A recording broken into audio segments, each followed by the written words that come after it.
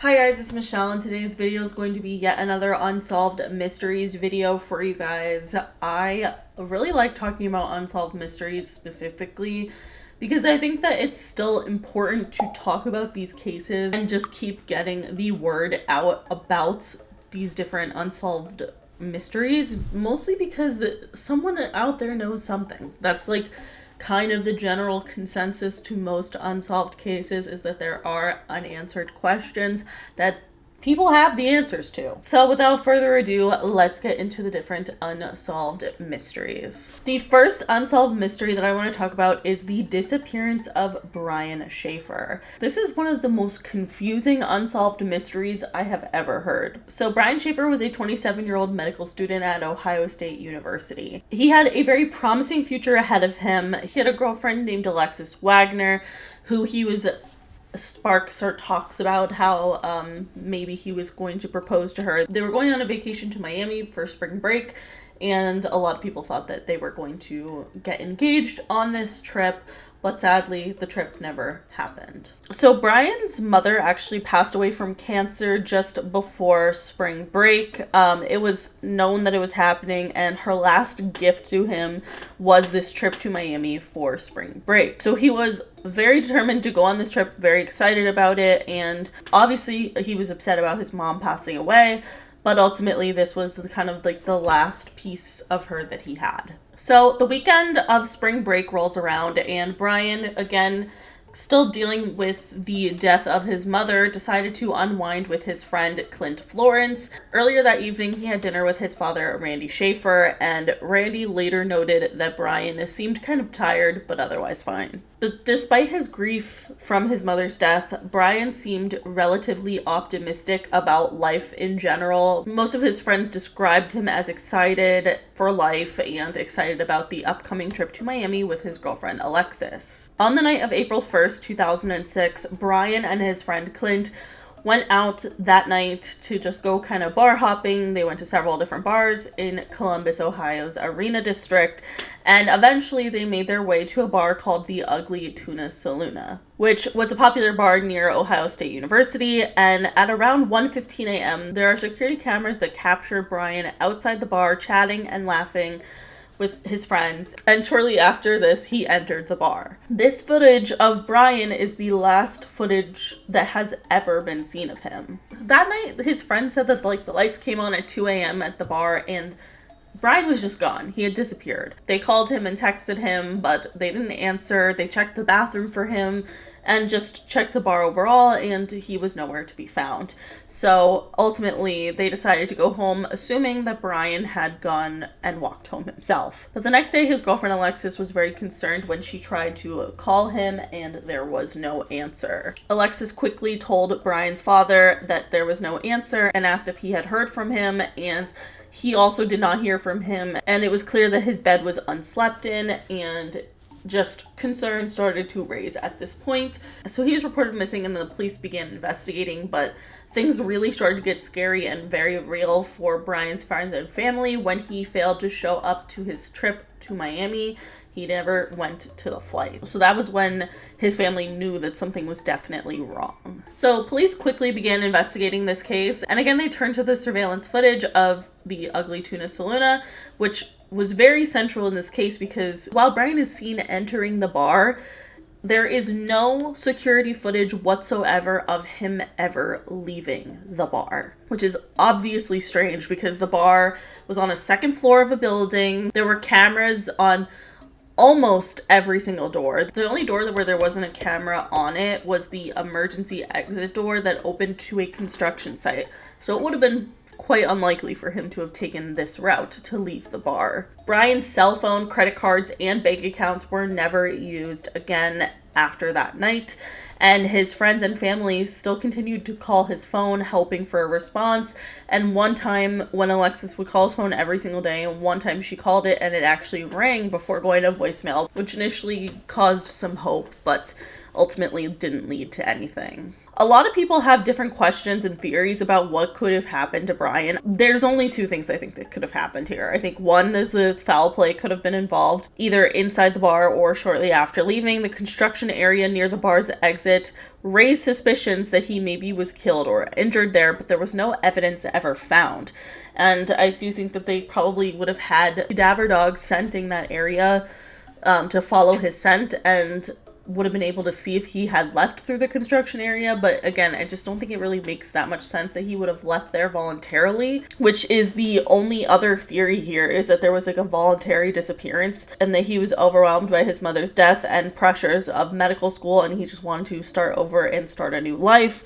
But those close to him insist that that was incredibly out of character for him, and I just think it's unlikely that he went through this exit on his own terms. A lot of people believe that there was potentially foul play involved with someone who worked at the bar who would know that that exit is the only door that did not have a security camera on it. That's something that an inside job person would have had to know. Other people believe the theory that Brian maybe fell into a construction pit or other hazardous area and that his body was unintentionally concealed.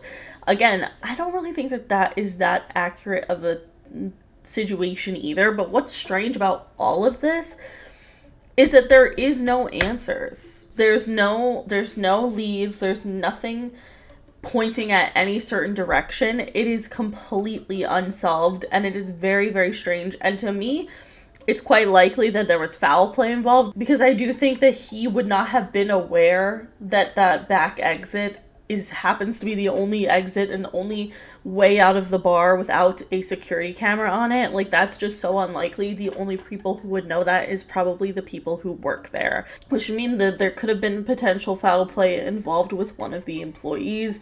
That's kind of my theory, and the only thing that I think sort of makes sense. But I want to hear your guys' thoughts on this, because, again, there was a lot of national media coverage on it and multiple searches, but literally nothing was ever found. And sadly, just 2 years later, in 2008, Randy, Brian's father, passed away.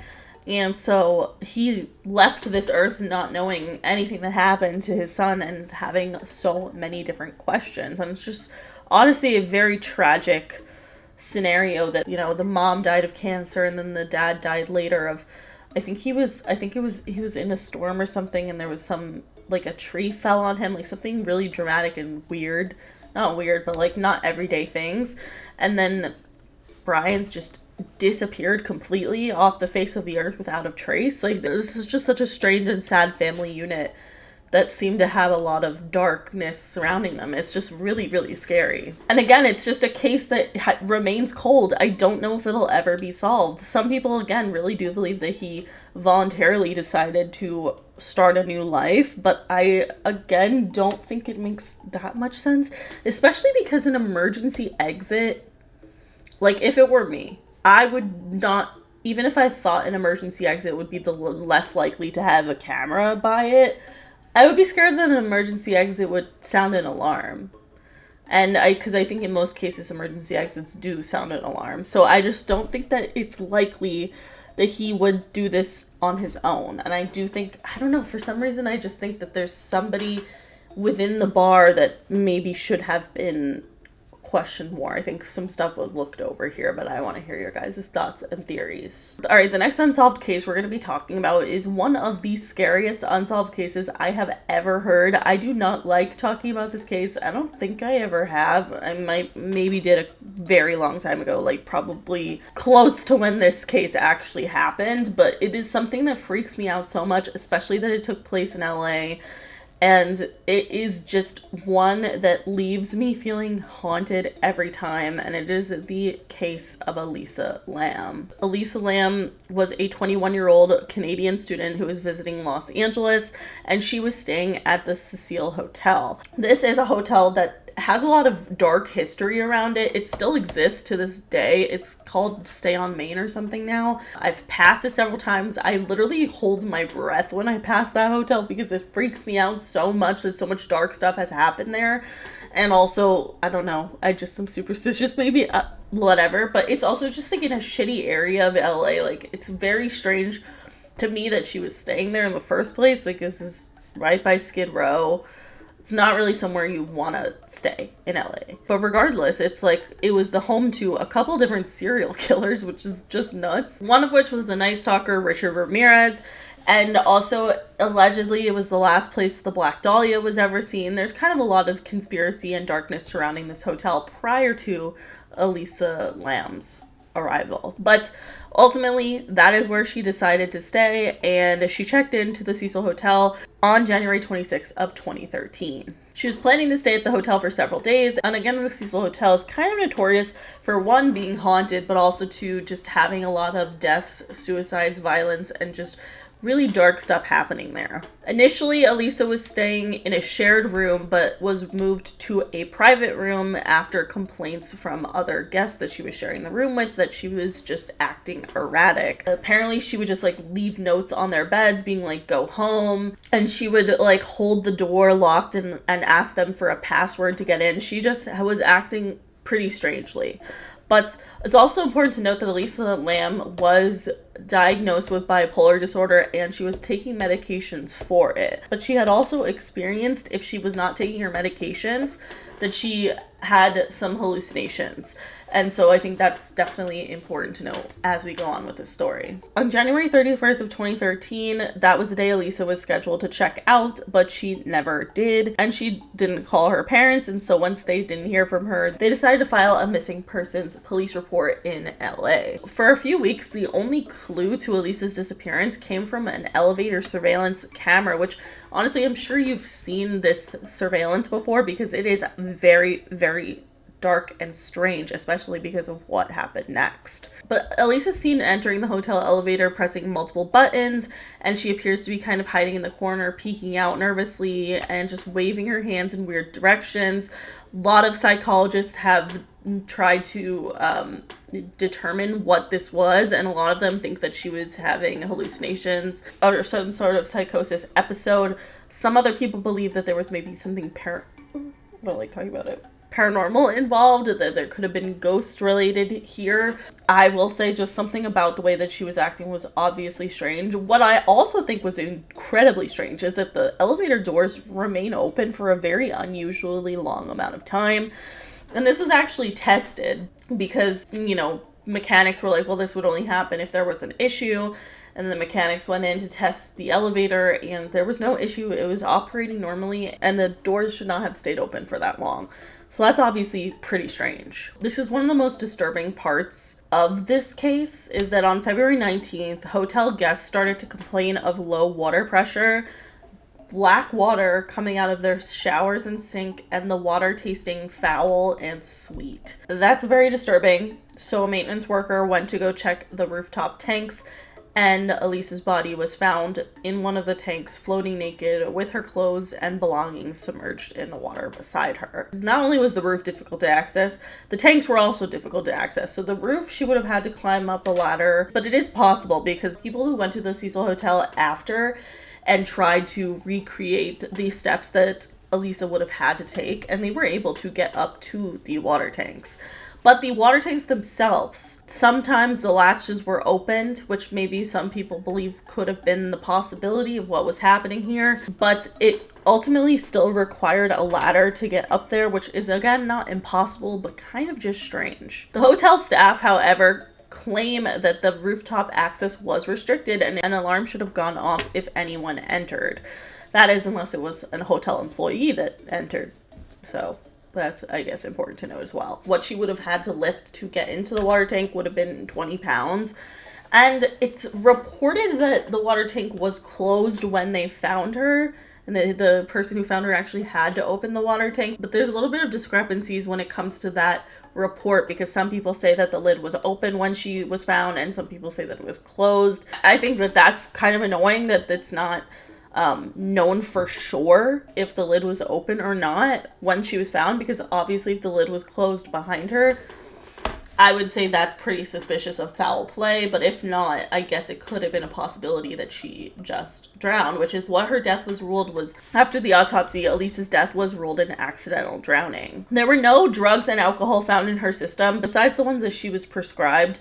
However, the correct dosages of the medication that was prescribed to her were not actually being taken. She had less of her antipsychotic medications than she was supposed to. So that could have led to a manic episode. But critics still point out that in a manic state with such an unusual behavior that was happening in the elevator, that it would have been really hard for her to access the water tanks in the first place. And to, like, the thought process to go into the water tank is just, like, I don't know. And I mean, obviously she was having a manic episode. She wasn't sane while this happened, but I do still feel like it is a very extreme and hard, like, difficult way to die. Like, I feel like that does not seem very easy, but I don't know. A lot of people believe that Alisa Lam was actually murdered or somehow coerced into getting into the tank, and I don't know if I necessarily think that this is true either, because there is still a lot of questions involved. Like, obviously no one was seen with her on the security footage, but it does look like she's talking to someone. But also that would make sense for both the idea of a mental health crisis, there being foul play, or there being a ghost. So I don't know. Do I think it's like a ghost? Probably not, but I don't like it. People really do believe that there could have been supernatural forces at play here, and I don't know why. I guess it's just because the dark history of the Cecil Hotel, like, freaks everyone out. But I kind of think what most likely happened was that she accidentally drowned. I think that makes the most sense, because obviously her behavior was erratic prior. She did not have the proper dosages of medications that she was supposed to have, indicating that she could have been having a manic episode. But that still doesn't necessarily, like, rule out foul play or really point to the idea that foul play is impossible, because I think that, for one, it would be difficult for her in a manic state to get up to the roof, to think to open the water tanks, to go in the water tanks. Like, that just sounds all like a lot to me. Like, it just is, I don't know. But again, I guess it could have happened. I want to hear your guys' thoughts on this case, because I think this is one of the most confusing true crime cases that I've ever heard, because I just think no answer quite makes sense here. Like, if there was foul play involved, I would say that there would probably have to have been, like, a hotel staff member involved with that, but there was also no indication of foul play. Like, she was on her autopsy, there was no indication of any injuries or prior foul play that could have contributed to her death. But also her body had been submerged in water for weeks, so that could have had something to do with the fact that there was nothing found on her body. So, I don't know. I just think that this is a absolutely terrifying case and so sad, and I honestly don't know how the people who drank that water, like, exist anymore. Like, I think that would actually, I would never feel, like, clean again. Like, that's such a disturbing thing to know. I would feel permanently disturbed about that. Like, I don't even know. But I want to hear your guys' thoughts on this case. Sorry I haven't talked about it sooner. I don't know. It really freaks me out. I don't know why. Anytime I pass this hotel, I get really creeped out. So it's just, I don't know, something about it is very eerie to me and dark. And I think just the dark history of the hotel in general is weird. And it's weird that this added to the list of already weird things that have happened at the Hotel Cecil. So I want to hear your guys' thoughts. But anyway, that is it for today's video. If you guys liked it, please give it a big thumbs up. Let me know in the comments below what you guys think of these unsolved mysteries. I want to hear your guys' thoughts on it, and what theories do you have about both of these cases? Do you think that they will ever be solved? What do you think? I mean, Alisa Lam's case is not an open case, so I don't know. But the case of Brian Schaefer, I don't know, it could be solved at some point. It's still an open case. So let me know what you guys think below. But that is it for today's video. If you guys liked it, please give it a big thumbs up. Like I said, let us know in the comments what you think of these cases and what do you think happened. Give us all your conspiracy theories. Let's talk about it in the comments. But that is it. Make sure you follow me on Twitter, TikTok, and Instagram, and subscribe for new videos every week. And I'll see you guys later. Bye.